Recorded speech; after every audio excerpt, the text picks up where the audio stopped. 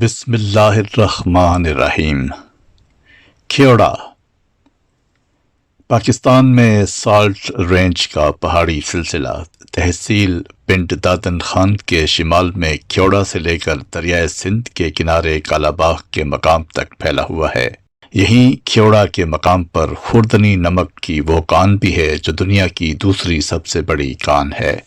کوہستان نمک کہلانے والے پہاڑی سلسلے کی جغرافیائی لمبائی 300 کلومیٹر، چوڑائی 8 سے لے کر 30 کلومیٹر تک اور اونچائی 2500 فٹ سے لے کر 4000 فٹ تک بنتی ہے۔ کہا جاتا ہے کہ اس علاقے میں نمک کی موجودگی کا پتہ 4 صدی قبل از مسیح چلا تھا، جب سکندر اعظم کے دستوں کے گھوڑے پتھر چاٹتے پائے گئے تھے۔ اس وقت یہ پتہ چلانے میں دیر نہیں لگی تھی کہ گھوڑے جو پتھر چاٹتے تھے وہ پتھر نہیں بلکہ نمک تھا۔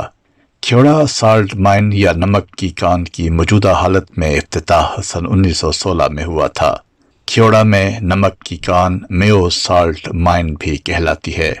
یہ قدرتی خزانہ دنیا میں خوردنی نمک کے بڑے ذخائر میں شمار ہوتا ہے۔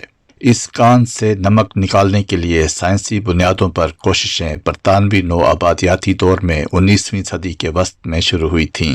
اس کان میں نمک کے ذخائر تک براہ راست رسائی کے لیے کھدائی سن 1872 میں شروع ہوئی تھی۔ اس کے بعد سے اس کان سے نمک آج تک نکالا جا رہا ہے۔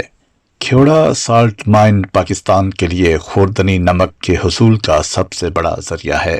کھیوڑا سالٹ مائن سے پتھریلی حالت میں حاصل ہونے والا نمک 99% تک خالص ہیلائٹ ہوتا ہے، یعنی اس نمک میں آلودگی کی صورت میں دیگر اجزاء کی موجودگی نہ ہونے کے برابر ہوتی ہے۔ کھیوڑا میں نمک کی کان سے ہر سال 3.5 لاکھ ٹن سے زیادہ نمک نکالا جاتا ہے۔ سرکاری اندازوں کے مطابق یہاں نمک کے ذخائر کا حجم 2 کروڑ 20 لاکھ ٹن ہے۔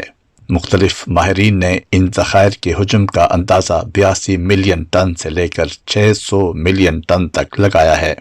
اس وقت کھیوڑا کی اس کان سے صنعتی پیمانے پر نمک نکالنے کا کام مختلف منزلوں پر کیا جا رہا ہے۔ سالٹ مائن کے اندر سیاح بہت سے مختلف حصوں میں جا سکتے ہیں، جہاں ان کی رہنمائی کے لیے گائیڈ بھی موجود ہوتے ہیں۔ اس کان کے اندر درجہ حرارت 18 ڈگری سینٹی گریڈ تک ہوتا ہے۔ یہاں کان میں نمک کی اینٹوں سے بنی ایک چھوٹی سی مسجد بھی ہے۔ پاکستانی کوہستان نمک کی اس کان میں قریب 1000 کارکن کام کرتے ہیں، جن میں 750 کے قریب نمک نکالنے کا کام کرتے ہیں اور 250 کے قریب دیگر خدمات اور انتظامی شعبوں میں ملازمتیں کرتے ہیں۔ بہیوالا DW روزنامہ الفضل انٹرنیشنل 30 نومبر سن 2023 صفحہ 8۔